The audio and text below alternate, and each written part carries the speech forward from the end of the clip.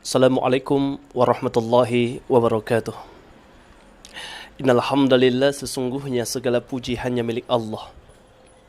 Nahmaduhu wa nasta'inuhu wa nastaghfiruh. Kepada Allah tempat sembah dan sujud kita. Kepada Allah tempat meminta kita. Kepada Allah tempat kita memohon ampun atas segala dosa-dosa kita.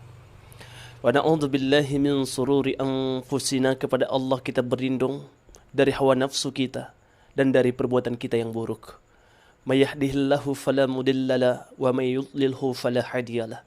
Mudah-mudahan kita semua adalah hamba-hamba Allah yang senantiasa diberikan petunjuk dan hidayah. Allahumma salli ala Muhammad wa ala ali Muhammad. Assalamualaikum ya Rasulullah. Kita sering mendengar ada anak yang durhaka kepada orang tuanya. Kita sering mendengar ada anak yang zalim kepada orang tuanya. Akan tetapi ternyata ada orang tua yang durhaka pada anaknya. Ada orang tua yang zalim kepada anak-anaknya. Bahkan tidak sedikit kedurhakaan atau kezaliman anak kepada orang tuanya karena disebabkan terlebih dahulu orang tuanya zalim dan durhaka kepada anak-anaknya. Mudah-mudahan kita semua bukanlah orang tua yang durhaka dan zalim kepada anak-anaknya. 5 kezaliman orang tua, 5 kedurhakaan orang tua pada anak-anaknya. Yang pertama, salah dalam memilih ibu atau salah dalam memilih ayah untuk anak-anak adalah sebuah kezaliman dan kedurhakaan. Hari ini tidak sedikit anak-anak yang mereka punya ibu tapi ibunya tak mau sholat. Mereka punya ibu tapi tak pandai baca Al-Quran. Mereka punya ibu akan tetapi tak memiliki akhlak dan adab yang baik. Mereka punya ibu tapi tak mau menutup aurat. Mereka punya ibu akan tetapi kerjaannya maksiat. Sungguh ini adalah kezaliman. Bukankah dalam Islam al-ummu madrasatul ula? Ibu itu adalah sekolah pertama. Dan ternyata banyak ayah yang zalim pada anaknya. Sebab apa? Salah memilih ibu.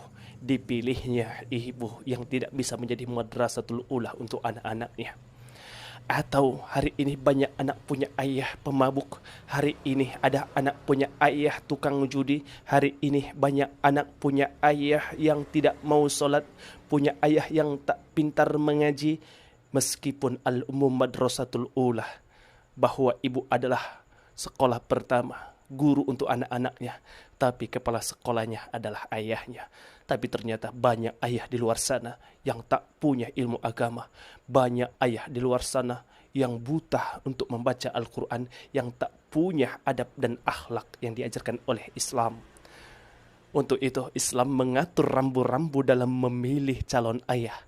Islam mengatur rambu-rambu dalam memilih calon ibu untuk anak-anak.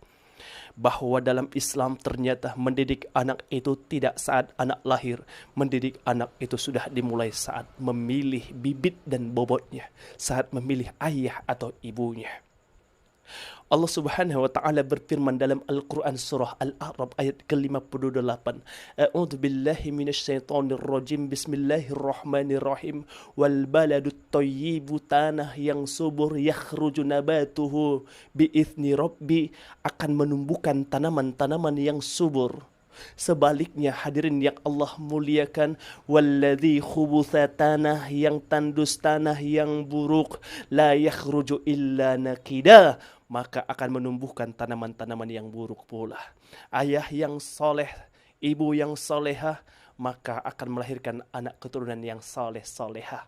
Saksikan bagaimana kisah Ibrahim alaihissalam. Ibrahim alaihissalam adalah seorang laki-laki yang luar biasa.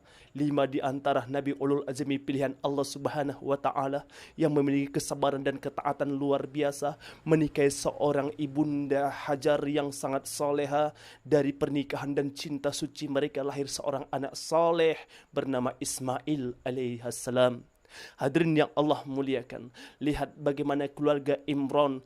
Imran adalah seorang laki-laki soleh, menikahi seorang wanita soleha bernama Hannah. Dari pernikahan suci keduanya lahir seorang anak yang sangat mulia bernama Maryam. Dari pernikahan keduanya lahir seorang anak yang sangat luar biasa bernama Isa alaihi salam. Bagaimana lihat Rasulullah sallallahu alaihi wasallam lahir dari seorang ayah bernama Abdullah, seorang ibu bernama Aminah. Di saat laki-laki Quraisy, saat perempuan Quraisy mereka menyembah patung, menyembah berhala, menyembah jin, hantu dan lain sebagainya. Tapi Abdullah dan Aminah adalah pasangan suami istri yang beriman kepada Allah Subhanahu wa taala. Dari rahim Aminah, dari suaminya Abdullah, dari keturunan yang mulia, lahir seorang anak yang mulia, Sayyidul Anbiya Muhammad sallallahu alaihi wasallam. Allahumma shalli wa sallim wa barik alaihi. Ingat hadirin yang Allah muliakan, semuanya berawal dari memilih jodoh. Jangan sampai kita menjadi durhaka sebab salah memilih ayah dan ibu untuk anak-anak kita kelak. Islam telah mengatur bagaimana rambu-rambu memilih ayah dan ibu. Bagaimana sabda dan keterangan Rasulullah dalam sebuah hadisnya. Jika engkau hendak menikahi seorang wanita, tungkahul mar'ah li arba'. Jika engkau hendak menikahi wanita, lihatlah 4. Yang pertama adalah lima liha, lihatlah hartanya. Bukan berarti yang kita nikahi itu adalah seorang wanita yang kaya, seorang wanita yang punya harta, seorang wanita yang punya emas dan permata. Tidak. Tetapi makna lima liha, lihat hartanya, adalah nikahilah wanita yang bisa mengelola hartanya. Begitu banyak ternyata hari ini keluarga, suaminya punya gaji puluhan juta rupiah, akan tetapi karena istrinya tak mampu mengelola harta suaminya, puluhan juta tersebut tidak berarti apa-apa, hilang, tidak bermakna, dan tidak ada arti apa-apa di tengah keluarganya. Sebab apa? Sebab tidak mampu mengelola harta suaminya dengan baik dan benar. Lima liha, pilihlah karena hartanya. Yang kedua adalah lihasabiha, pilihlah dan nikahilah wanita karena keturunannya. Keturunan yang mulia akan melahirkan anak yang mulia, orang tua yang mulia, anaknya juga akan mulia insya Allah. Maka lihatlah orang tua yang beriman. Istri kita memiliki ayah dan ibu yang beriman, yang berakhlak mulia, yang memiliki saudara-saudara yang mulia dan beriman. Insya Allah istri kita adalah orang yang mulia dan beriman pada Allah Subhanahu wa taala. Yang ketiga, Rasul berkata bahwa nikahilah wanita li jamaliha, karena kecantikannya. Dalam Islam ternyata menganjurkan kita memilih yang cantik. Tidak ada kata-kata aku tidak menikahimu karena rupamu, karena fisikmu. Tidak. Islam bahkan menganjurkan nikahi yang cantik. Kenapa? Kecantikan itu adalah kecantikan yang sangat berguna dalam kehidupan keluarganya kelak. Sebab apa? Suatu ketika seorang sahabiah bertanya kepada Rasulullah Muhammad SAW, "Ya Rasulullah, siapakah sebaik-baik istri soleha itu?" Rasul ternyata tidak menjawab sebaik-baik istri soleha adalah yang banyak tahajudnya. Sebaik-baik istri soleha adalah yang banyak puasa sunnahnya.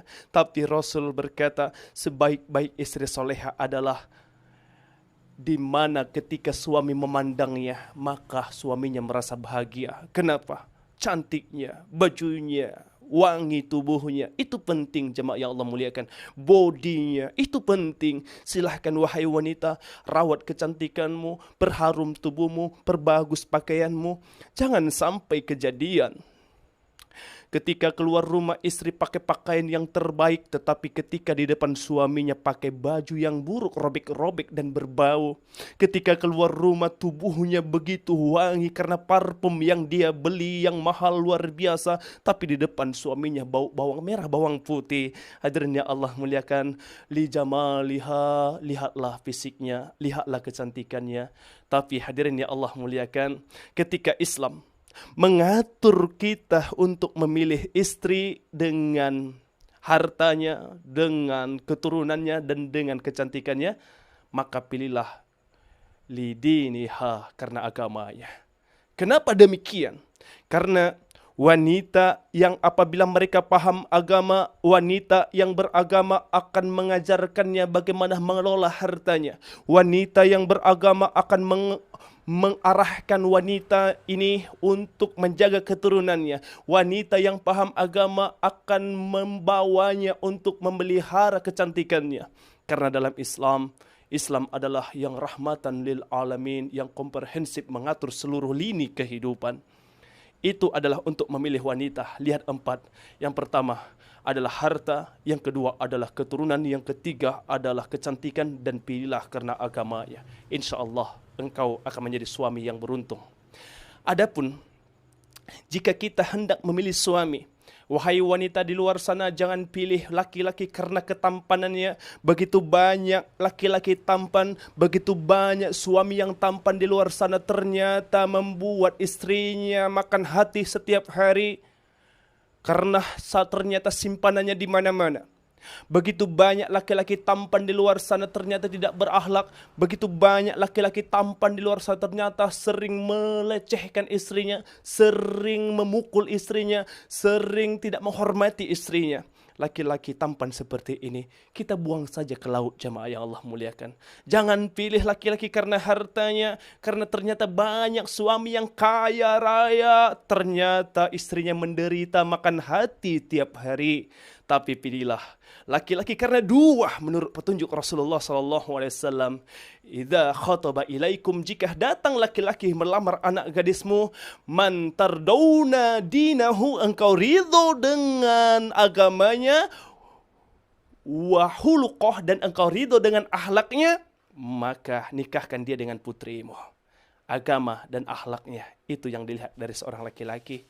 Laki-laki yang paham agama akan mengarahkannya mencari harta yang berkehalalan thayyibah. Laki-laki yang paham agama akan mengajarkannya membahagiakan istrinya, akan mengajarkannya, akan membawanya untuk menjadikan keluarganya sakinah, mawaddah, warahmah.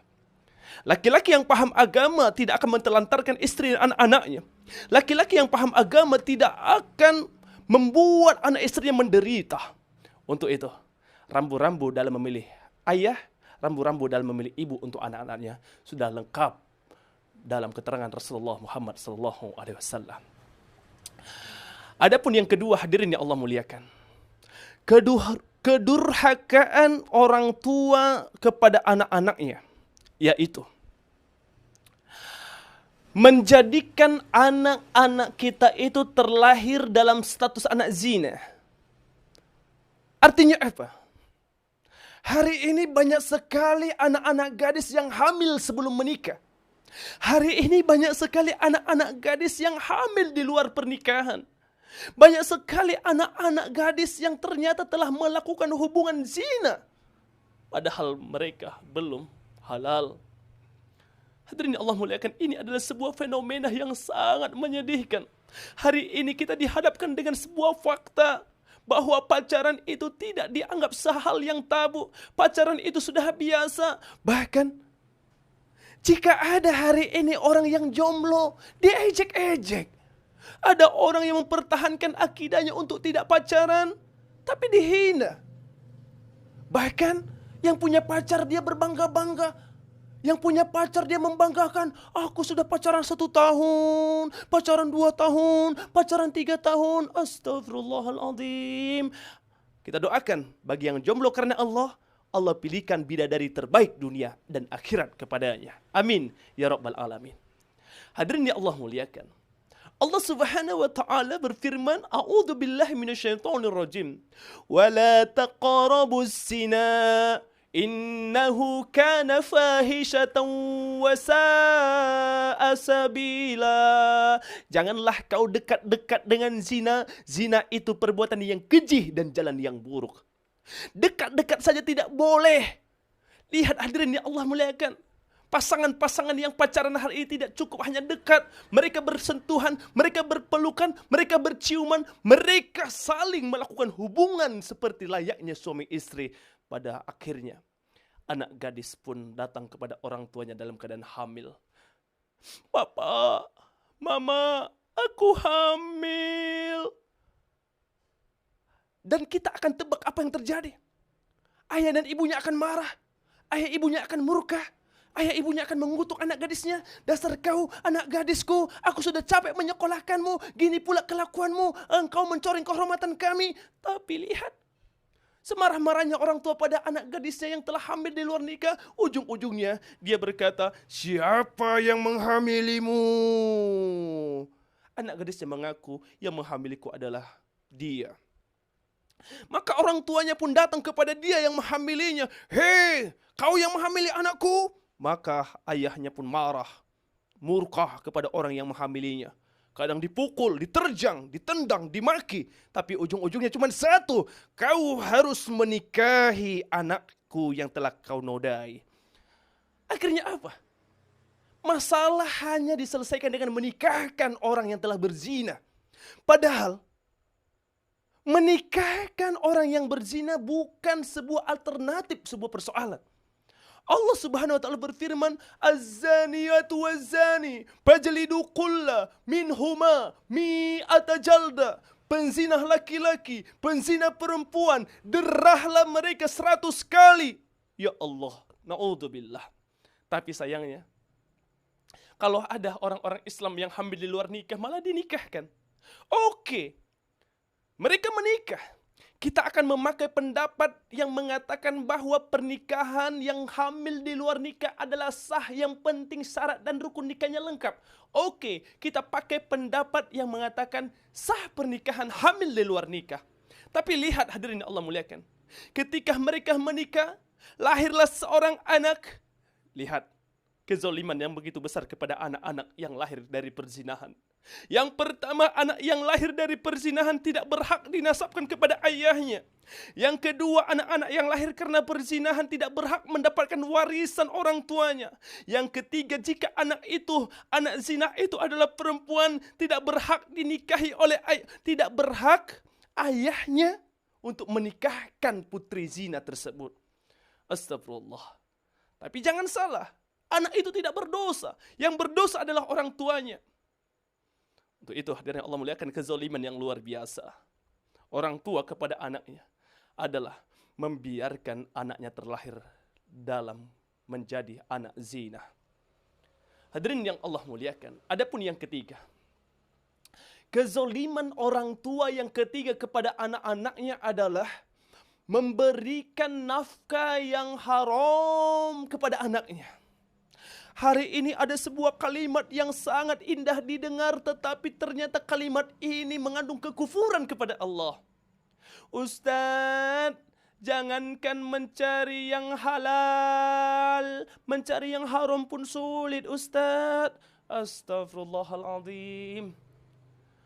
Bapak Ibu yang dimuliakan Allah Subhanahu wa taala, Allah berfirman, "Wa fis samaa'i rizqakum wa ma tu'adun." Di langit telah Allah tetapkan rizqimu, dijanjikan akan diberikan dan tak akan pernah tertukar.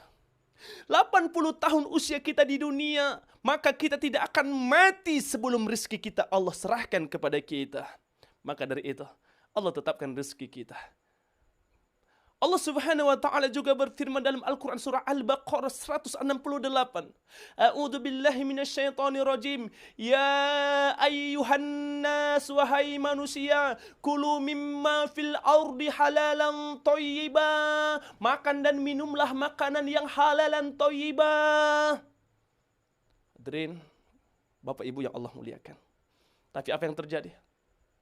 Hari ini banyak orang tua yang menyuapi anak dan istrinya dengan makanan minuman yang haram, yang membelikan mereka pakaian dari uang yang haram, yang memberikan mereka tempat tinggal, rumah dibeli dari uang yang haram, yang menyekolahkan mereka sampai ke perguruan tinggi tetapi uang sekolahnya dari uang yang haram. Wahai orang tua yang nafkah anak-anaknya adalah dari uang haram, maka celaka engkau, durhaka engkau, zalim engkau, bertobatlah engkau.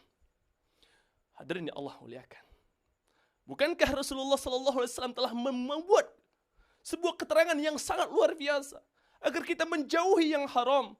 Rasulullah bersabda, la yadkhulul jannah, tidak akan mencium bau surga, lahmun nabata min haramin, yang di dalam dagingnya, dalam darahnya mengalir dari makanan minuman yang haram. Astagfirullahaladzim. Hadirin yang dimuliakan oleh Allah Subhanahu wa taala. Yang keempat, kezaliman orang tua kepada anak-anaknya. Yang keempat adalah orang tua sering sekali mendoakan yang tidak baik kepada anaknya. Ustaz, apa ada orang tua yang mendoakan yang tak baik kepada anaknya? Banyak. Banyak. Bukankah Rasulullah bersabda dalam sebuah hadis yang diriwayatkan oleh Bukhari, salasu, ada 3 dakwatin yastajabu, doa yang sangat mustajab. Ada 3 doa yang sangat mustajab Bapak Ibu.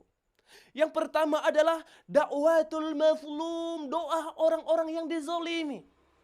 Yang kedua adalah wada'watul musafir, doa orang-orang musafir. Yang ketiga adalah wada'watul walidi wa walidi, doa orang tua kepada anak-anaknya.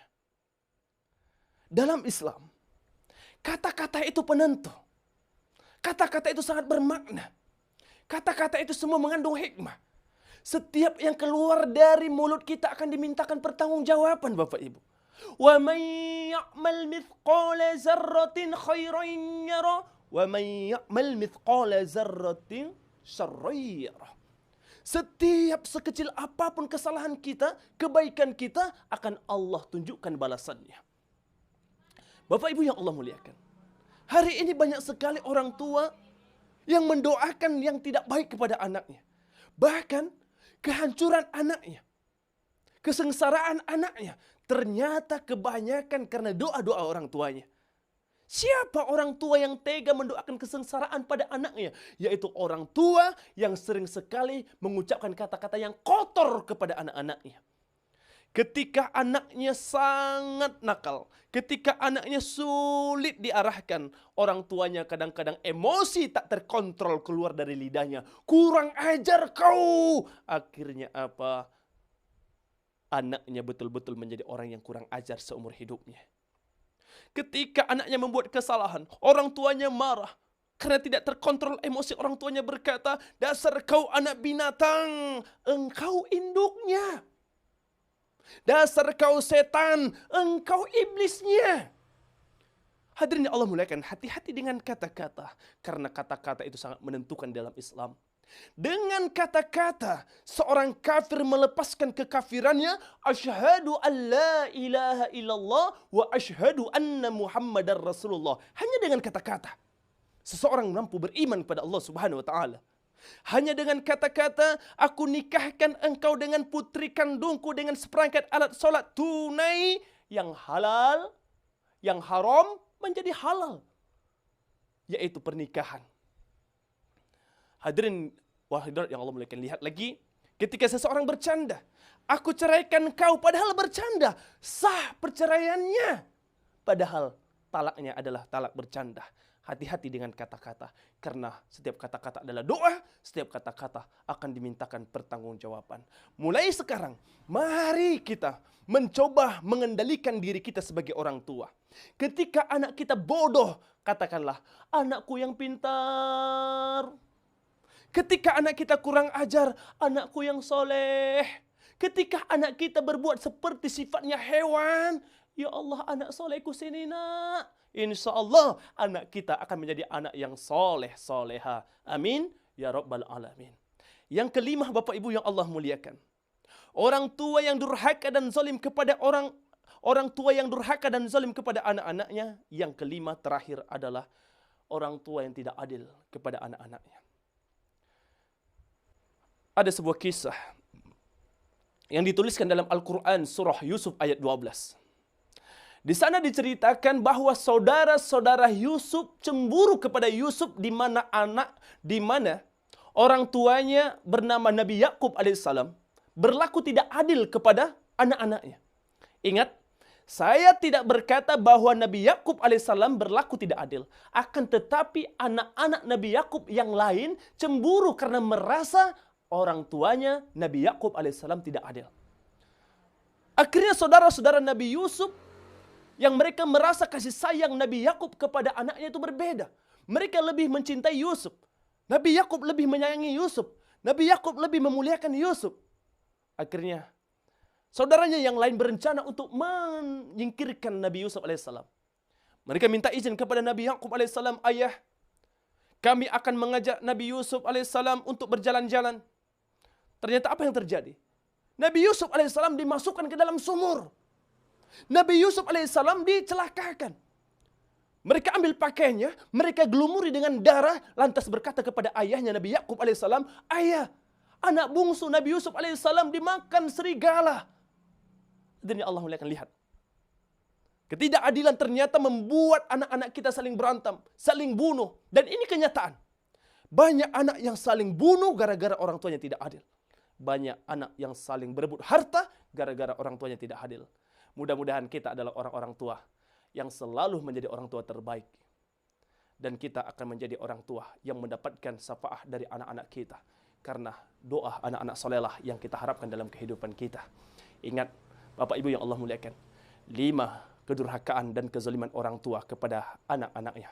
Yang pertama, yaitu salah memilih orang tua. Yang kedua, yaitu menjadikan anak-anak kita lahir dalam status anak zina. Yang ketiga, menafkahi anak dengan nafkah yang haram. Yang keempat, mendoakan anak dengan doa yang tidak baik. Yang kelima, tidak adil kepada anak-anak. Mudah-mudahan bermanfaat. Tentu banyak salah, banyak kekurangan. Mudah-mudahan Allah beri hidayah kepada kita. Assalamualaikum warahmatullahi wabarakatuh.